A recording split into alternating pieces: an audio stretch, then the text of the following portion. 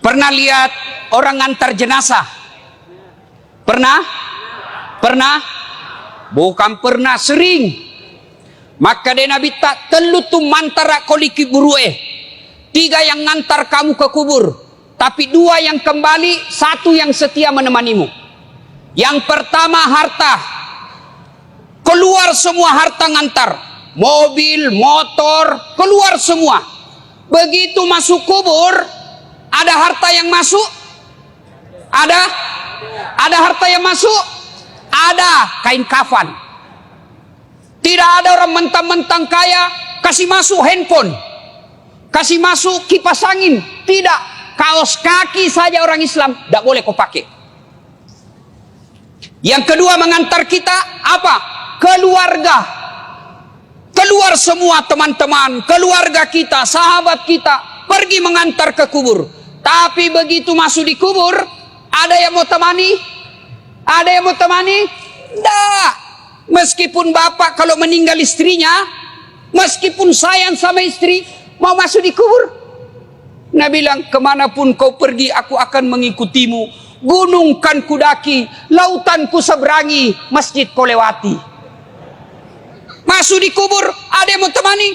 Tidak. Yang ketiga kata Nabi, yang mengantarmu amal. Inilah yang akan mengikutimu kemanapun kau pergi. Masuk di kubur, dia akan masuk. 2 jenis amal. Amal kebaikan, amal keburukan. Masuk. Taman iki buru ditimbun. Pak, ada perantau di sini? Ada dari Sulawesi? Coba angkat tangan. Oh, banyak-banyak. Ada dari Jawa? Banyak. Ada orang Banjar? Bubuhan Banjar, Jar. Banyak betul. Kampungnya. Bapak orang Bugis datang merantau ke Batu Licin. Ternyata di Batu Licin tidak sesuai harapan. Masih ada pilihan? Masih ada? Ada. Pulang lagi Pak. Lewat Batu Licin, turun di Parepare. Dari Jawa merantau ke Batu Licin. Sampai Batu Licin kada nyaman. Bulik lagi pian. Pergi di Jawa. Iya toh? Cocoi. Tapi demi Allah, kota mana ki buru masuk kalian kubur, senang tidak senang, tinggal kau di situ. Tak boleh kau lagi keluar. Kalau kau kati, keluar kau dari kuburmu, kau dikubur sore, keluar kau besok pagi, lari semua orang Batu Licin. Nah, kalau masuk kubur, tidak bisa makin ngapa-ngapain. Petumanan ya malakmu, kata Nabi, putus semua amal-amalmu kecuali 3 hal. Haji almarhum Haji Andi Arsad dengan istri ada mi dikubur. Almarhum Abdul Latif bin Siapo, bapaknya Ustadz, ada mi dikubur. Soeharto, Habibie, Gus Dur, Soekarno, ada mi dikubur. Mbah Surip tak gendong kemana-mana. Dek nagaga hilang semua. Maka putus semua orang sudah dalam kubur. Yang bisa menolongmu, kata Nabi, telu mani. Tinggal 3 perkara yang bisa menolongmu kalau kau sudah masuk kubur. Apa gerangan yang menolong? 1, kata Nabi, anak yang soleh dan soleha. Bukan anak anggota DPR, bukan anak kontraktor, bukan anak profesor, bukan anak tentara polisi, bukan. Tapi apa? Soleh dan soleha. Menjadi soleh dan soleha tidak harus tinggi sekolah. Menjadi soleh dan soleha tidak harus kaya. Menjadi soleh dan soleha tidak jadi pejabat dulu, tidak. Biar tidak ada sekolahmu, kau bisa jadi soleh dan soleha. Biar kau miskin, boleh kau jadi soleh dan soleha. Dan itu gampang. Mau jadi anggota DPR? Wane piro. Mau jadi bupati? Lebih mahal lagi, tipu kiri kanan. Mau jadi pengusaha batu bara, siaga duitmu.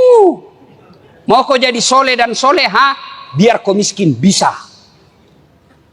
Mau kau jadi soleh dan soleha, biar tidak ada sekolahmu, boleh. Gampang. Nih, bapak-bapak ini di depan saya sudah muka-muka sakaratil maut. Di mana-mana dia. Kira-kira kalau bapak mati, siapa doakan kau? Siapa? Istrimu. Kalau dia masih muda, kawin lagi. Ibu-ibu, kalau meninggal, siapa doakan? Suami. Mak bene sih. Siapa yang doakan kita? Anak. Saya ini contohnya. Kakak saya, jarang saya doakan. Nah minta doakan kade. Itu pun kalau saya ingat. Tapi siapa yang selalu saya doakan di sujud terakhir saya setiap sholat? 5 waktu saya selalu sujud. Saya di ujung sujud saya selalu berdoa. Allahumma ghafirli wali walidayya warhamhuma kama rabbayani shaghira. Dan saya merasa almarhum Abdul Latif termasuk bahagia di kubur. Kenapa? Karena saya setiap sujud bukan diriku kudoakan, tapi bapakku. Namobi bapakku bukan kontraktor. Meskipun bapak saya tidak tahu bahasa Indonesia, meskipun bapak saya tidak ada sekolahnya, tapi insya Allah bahagia di kubur karena anaknya selalu doakan. Nih bapak-bapak kalau mati ki, mau ki lihat bagaimana nasib tak dikubur, lihat anakmu sekarang, lihat anakmu. Kalau anakmu malam Jumat kau intip, baca Yasin di dalam kamar, harapan. Pagi-pagi, siapa buka pintu itu? Intip, tahu anaknya yang bungsu buru-buru ke masjid. Harapan no. Anakmu pergi main futsal jam 5, 10 menit sebelum menjalan, lari-lari pulang cepat rumah. Kenapa? Dia mau tunggu sholat jamaah maghrib di masjid. Harapan pak, meskipun kau cuma ngontrak-ngontrak. Biar anakmu tinggi sekolahnya, banyak uangnya, banyak istrinya. Tapi tidak pernah sembahyang. Macilaka kok. Pintar bahasa Inggris Ustaz. Apa hebatnya pintar bahasa Inggris? Nah bilang jago sekali anaknya itu Ustaz. Masih SD pintar bahasa Inggris. Nah banyak anak-anak pintar bahasa Inggris. Nggak percaya, pergi kok di Inggris. Itu anak-anak di Inggris pak, bahasa Inggris semua. Apa kalau dia pintar bahasa Inggris? Memangnya kalau dia pintar bahasa Inggris berdoa pakai bahasa Inggris? Oh my God, please help me my mother. Bleh. Pasti bahasa Bonjar juga, bujur. Maka Pak Bu, yang bisa menolong bapak seketika kubur, anak yang soleh dan soleha. Yang kedua, yang bisa menolong kita ketika sudah masuk di kubur, apa? Sedekah. Nih, bapak-bapak yang banyak cincinnya. Jamrud, ruby. Pak Sudian, mahal jamnya. Kalau pian mati, siapa pakainya itu?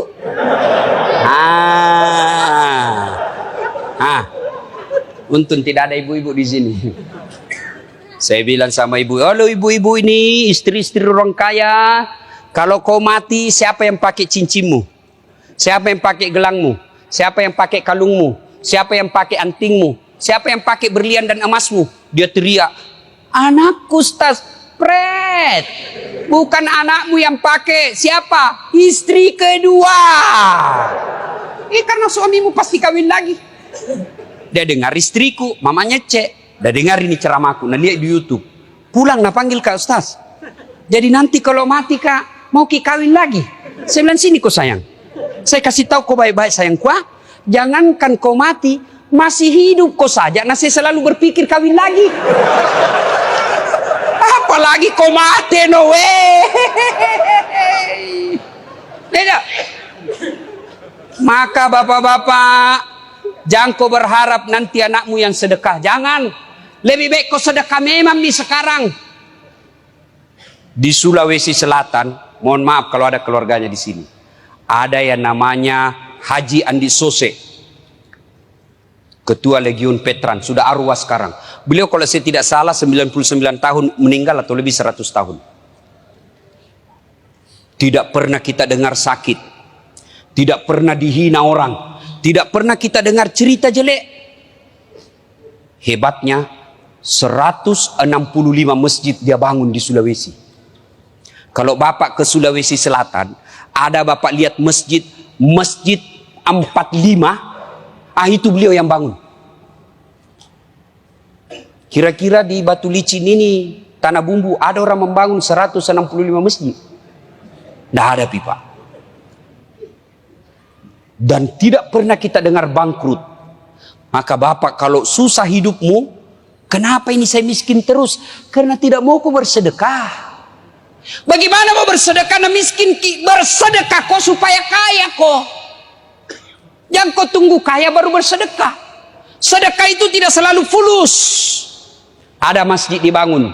Ada dengar di komplek kita masjid dibangun. Sedekah kau. Yang kaya sedekah kau dengan semen, besi, tembok, semen. Yang pejabat sedekah kau dengan tanda tanganmu. Yang tidak punya jabatan, yang tidak punya uang, sedekah kau dengan tenagamu. Pergi kau angkat semen. Saya tidak kaya, tidak pejabat, tidak kuat Ustaz, tapi saya mahasiswa. Sedekah kau dengan otakmu.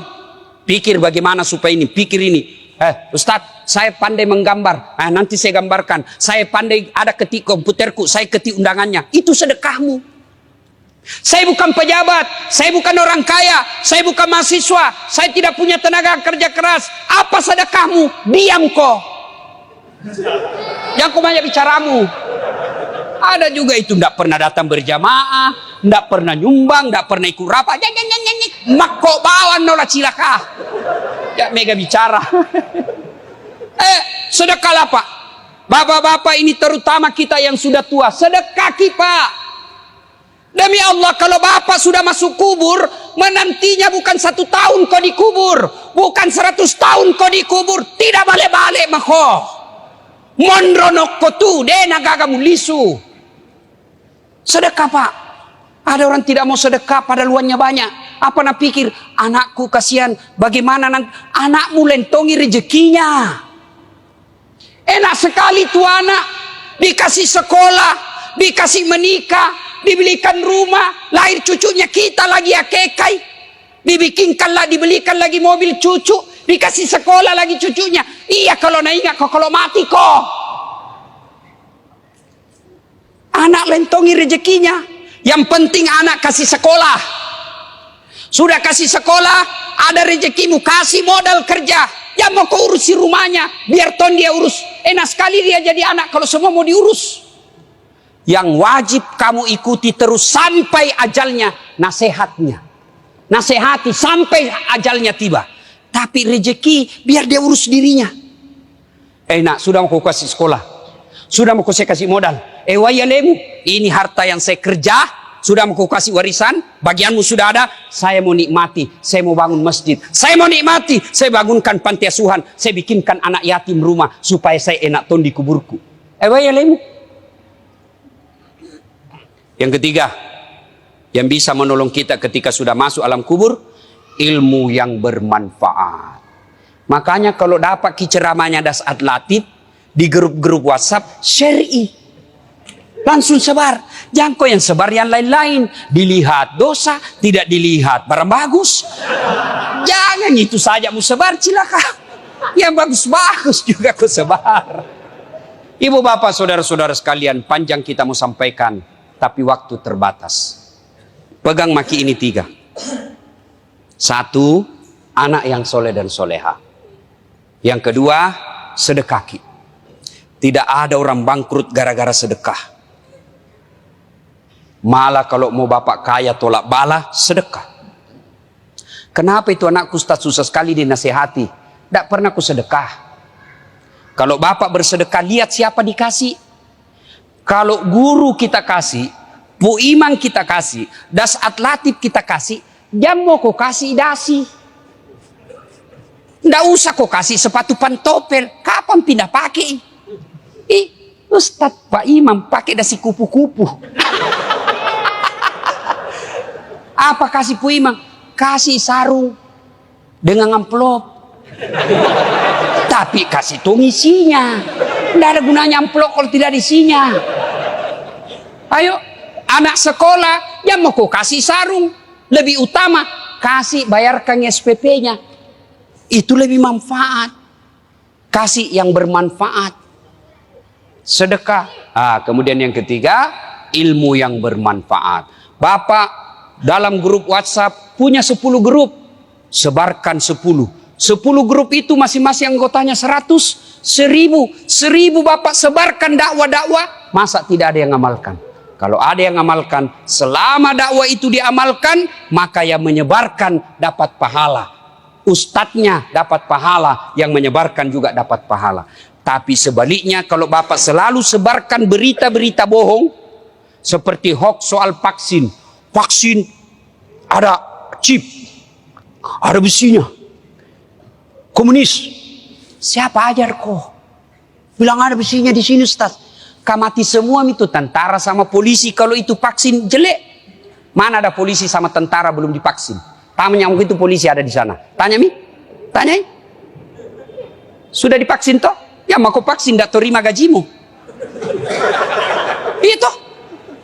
Kalau vaksin ini jelek Pak, pasti tentara sama polisi sama pegawai negeri mati semua mi. Sudah semua divaksin. Saya sudah divaksin. Alhamdulillah sehat walafiat. Tapi Bapak yang sebarkan berita-berita bohong soal vaksin, selama berita itu beredar, selama itu Bapak edarkan kebohongan, dapat dosa. Meskipun Bapak sudah mati dikubur, dapat kok dosa. Daripada sebarkan berita bohong, mending sebarkan berita kebaikan. Terima kasih, lebih dan kurangnya mohon dimaafkan.